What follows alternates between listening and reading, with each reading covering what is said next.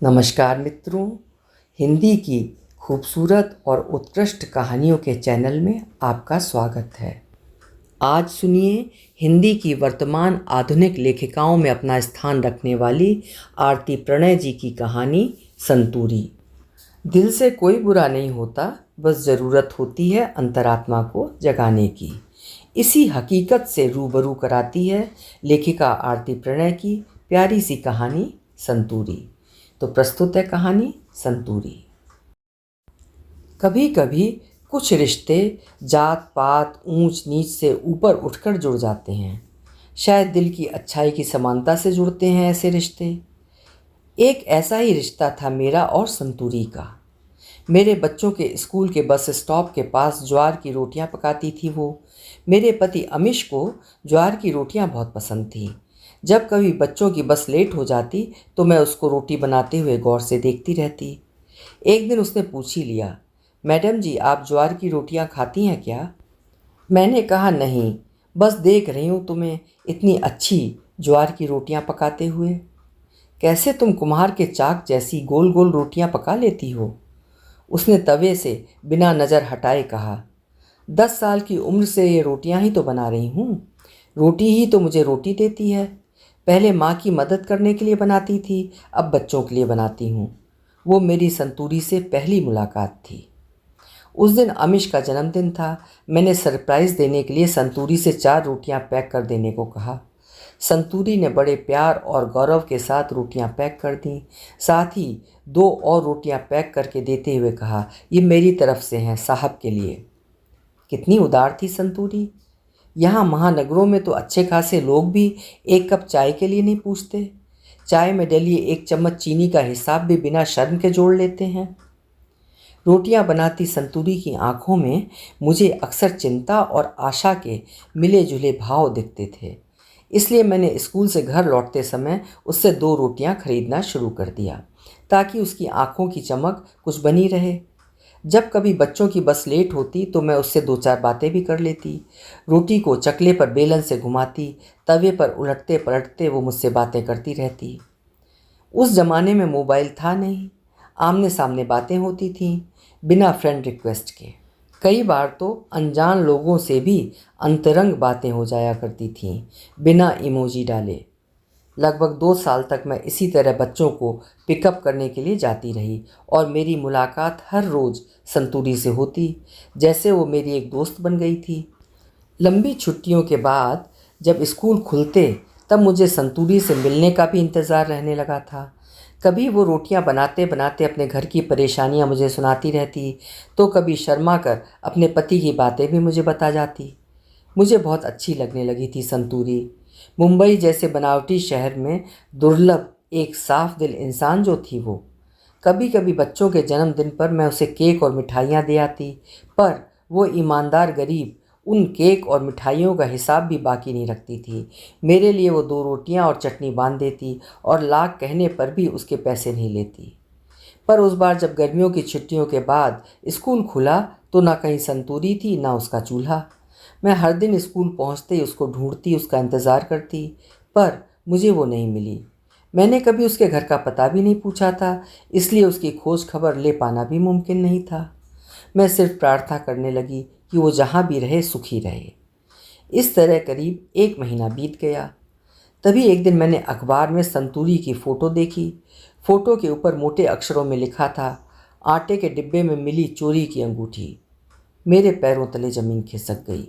मुझे विश्वास नहीं हो रहा था कि संतूरी ने ऐसा कोई काम किया होगा। मैंने दोबारा उस महिला का नाम पढ़ा, उस फ़ोटो को देखा, पर नाम संतूरी ही था और वो फ़ोटो भी उसी की ही थी। अखबार में दिए गए संतूरी के पते को देखकर मैं उसके घर पहुंच गई।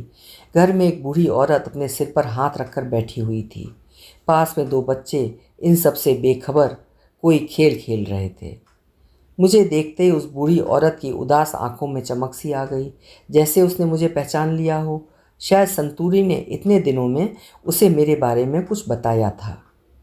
मुझे देखते ही वो उठी और दौड़कर मेरे सामने हाथ जोड़कर कहने लगी, मैडम, मेरी बिटिया ने चोरी नहीं की, वो चोर नहीं है। उसे तो किसी ने वो अंगूठी रखने के लिए दी थी, उसने चुराई नहीं थी। कहते कहते संतूरी की माँ रोने लगी, पर अब तक उसकी आंखों के आंसू भी शायद ख़त्म हो चुके थे। अब उन आंखों में बस पीड़ा और विवशता बरस रही थी। मेरे लिए ये सब एक पहेली जैसा बनता जा रहा था। मैं संतूरी की माँ को कुछ पैसे थमाकर फिर आती हूँ कहकर अपने घर लौट आई। रास्ते भर संतूरी की आंखें मेरी आंखों के सामने घूम रही थीं। कितनी सच्चाई थी उसकी आंखों में। मुझे विश्वास नहीं हो रहा था कि वो ऐसा कुछ कर सकती थी। कुछ लोगों की आंखों में इतनी सच्चाई होती है कि यकीन करना मुश्किल होता है कि वे कुछ गलत भी कर सकते हैं। मैंने अगले दिन उससे जेल में मिलने का निश्चय कर लिया। अगले दिन मुझे देखकर संतूरी विफर कर रो पड़ी। शायद कई बार चोरी न करने की दुहाई पहले दे चुकी थी। उसने बस अपने दोनों हाथ मेरे सामने कर दिए। कहने लगी, मैडम जी, 10 साल की थी तब से बस रोटियां बनाती आई हूँ। ये सारे मेरे जलने के निशान हैं, पर इतना दर्द कभी भी हाथों के जलने से नहीं हुआ। पति 2 बच्चों की माँ बनाकर सौतन संग भाग गया, तब भी इतनी पीड़ा नहीं हुई, क्योंकि मुझे लगता था कि मैं अपनी बेटियों को पाल लूँगी अपने बलबूते पर। उन्हें अच्छे संस्कार देकर आप लोगों जैसा बनाऊंगी। कुछ पलों की चुप्पी में शायद उसने अपने सपनों और इच्छाओं को तौला। फिर कहने लगी, मैंने आज तक अपने लिए एक साड़ी तक नहीं खरीदी। सब कुछ बस बेटियों के लिए बचाती रही हूँ। उन बेटियों के लिए जिनके होने से मेरा पति मुझे बेटी जनने वाली कहता था और मुझे ये कहकर छोड़ गया कि उसे बेटा पैदा करने वाली चाहिए। मैं तो खुद उन्हें ऐसा बनाना चाहती हूँ कि उन्हें ये कहने में गर्व हो कि मैं उनकी माँ हूँ। फिर ये हीरे की चोरी?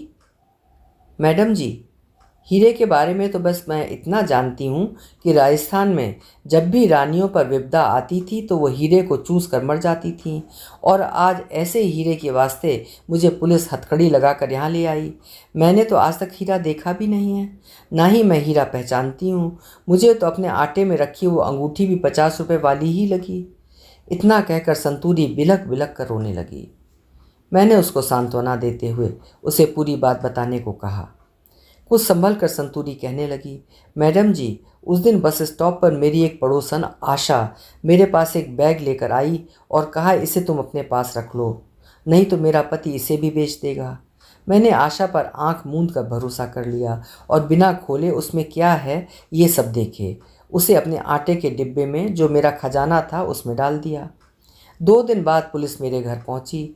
तलाशी लेने पर उन्हें वो अंगूठी उस डिब्बे में मिली और वे मुझे उठाकर यहाँ ले आए। मुझे तो अब भी अपनी गलती समझ में नहीं आ रही है। मैं निर्दोष हूँ, पर यहाँ कलंक से पुती खड़ी हूँ। आप ही कुछ करो। संतूरी का एक एक शब्द उसकी आंखों की सच्चाई से मेल खा रहा था। मैंने तय कर लिया कि मुझे उसे बचाना है, उस ईमानदार रोटी वाली को और उसके सपनों को भी। मैंने संतूरी से आशा की मालकिन अलका जी का पता लिया और वहां जाकर उन्हें संतूरी की सारी बातें बताईं। उन्होंने बताया कि आशा उनके घर में कई सालों से काम कर रही थी, लेकिन आज तक भी कभी उसने एक पैसा भी घर से नहीं उठाया। उन्होंने कहा कि उनकी बेटियां लाखों के गहने छुट्टियों में आने पर इधर उधर छोड़ देती थीं, पर आशा ने कभी भी उनकी ओर नहीं देखा। आशा को शुरू से उन्होंने अपनी माँ की देखभाल के लिए रखा था। वो उनका इतना ख्याल रखती थी कि जितना कोई संतान भी न रख सके, इसलिए उन्हें आशा पर लेश मात्र भी शक नहीं था। फिर भी जब मैंने आशा से बात करने की इच्छा व्यक्त की तो उन्होंने कहा कि आप उससे बात कर लीजिए। मैं आशा के लौटने का इंतज़ार करने लगी। उसकी जितनी तारीफ़ मैंने अलका जी से सुनी थी, उससे ये तो तय हो गया था कि आशा एक अच्छी इंसान है। इससे मेरी उम्मीद कुछ बढ़ गई थी, क्योंकि अच्छे इंसान कोई भी झूठ परिस्थितियों में फंसकर ही बोलते हैं। अच्छे लोग झूठे नहीं होते। आशा आई। पर्स और अंगूठी के बारे में पूछने पर उसकी आंखें झुक गईं, लेकिन उसने कहा, मैडम, मुझे आपकी बातें समझ में नहीं आ रही हैं। जो सच है वही मैंने पुलिस को बोला। पर उसकी आंखें और चेहरे के भाव उसके शब्दों से मेल नहीं खा रहे थे। उसकी आंखों में ग्लानि और विवशता झलक रही थी। मेरा वहाँ और जोर देकर पूछना ठीक नहीं था, इसलिए मैं उस दिन मन की निराशा समेट कर वापस लौट गई। लेकिन मैं जान गई थी कि संतूरी को निर्दोष साबित करने का एक ही उपाय था, आशा की अंतरात्मा को जगाकर उससे सच कहलवाना। अगली सुबह मैं आशा के काम पर जाने से पहले ही उसके घर जा पहुंची। उसका घर संतूरी के घर के पास ही था। मैंने उससे कहा, ये कुछ पैसे रख लो। संतूरी की बूढ़ी माँ से बच्चे नहीं संभल रहे हैं। तुम तो उसकी दोस्त हो, बच्चों को थोड़ा देख लेना और कुछ बनाकर खिला देना। पहले तो आशा मुकर गई, लेकिन फिर बच्चों का मुंह देखकर पिघल गई।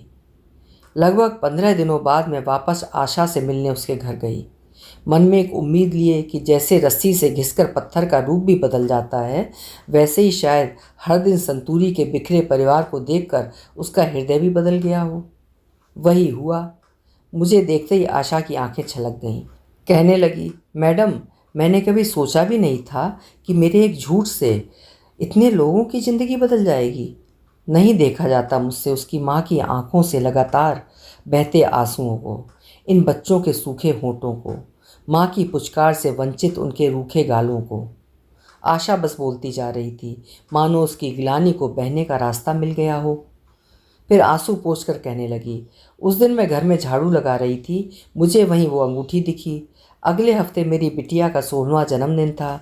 मैं हर बार उसे जन्मदिन का तोहफा देने का वादा किया करती थी, लेकिन राशन पानी से पहले कुछ बचे तो मेरे मन में आया कि वो अंगूठी उसे बहुत अच्छी लगेगी। उस दिन एक माँ की ईमानदारी पर बेटी के प्यार का पलड़ा भारी हो गया, पर मुझे नहीं पता था कि वो अंगूठी इतनी महंगी होगी। मुझे लगा 1000-2000 की होगी। इतना तो मेरी मैडम का हर रोज़ स्नैक्स का पार्सल आ जाता है। मैं अंगूठी लेकर घर आ गई। जन्मदिन 5 दिन बाद था। पति के डर से मैं उसे संतूरी के घर रख आई। 2 दिन बाद जब मैडम ने पूछना शुरू किया और पुलिस की धमकी दी, तो मैंने कह दिया कि मेरी सहेली मुझसे मिलने आई थी, शायद उसी ने उठाया हो। मेरा इतने दिनों का कमाया हुआ भरोसा काम आया और मैडम ने बिना किसी सवाल जवाब के मेरी बात मान ली। मेरी आंखों का एकटक घूरना मानो उससे पूछ रहा था, अब आगे क्या? जवाब बिना पूछे आया, मैं चलकर पुलिस को सब कुछ बता दूंगी, नहीं सह सकती मैं इस पाप की पीड़ा को। आशा ने घर की चाबी अपने पड़ोसन को थमाई और मेरे साथ चल पड़ी, प्रायश्चित के पथ पर। मेरे मन में एक दया मिश्रित विजय का भाव उभर रहा था। कई बार सच को साबित करने के लिए सबूत की नहीं, अंतरात्मा को जगाने की जरूरत होती है। संतूरी को घर वापस लाते समय उसके आभार और खुशी के आंसू थम नहीं रहे थे। ऑटो से बाहर देखती वो कहे जा रही थी, मैडम जी, हमारे राजस्थान में हमने बचपन में सुना था कि जब रेत की आंधी लोगों को उड़ा ले जाती है तो परियां आकर सच्चे लोगों को वापस घर तक ले आती हैं। मैंने आज एक ऐसी ही परी को देखा है। अभी आप सुन रहे थे आरती प्रणय जी की लिखी हुई कहानी संतूरी। आशा करती हूँ कहानी आपको पसंद आई होगी। कमेंट बॉक्स में अपने विचार ज़रूर लिखिएगा। फिर मिलेंगे। आपका समय शुभ हो, मंगलमय हो।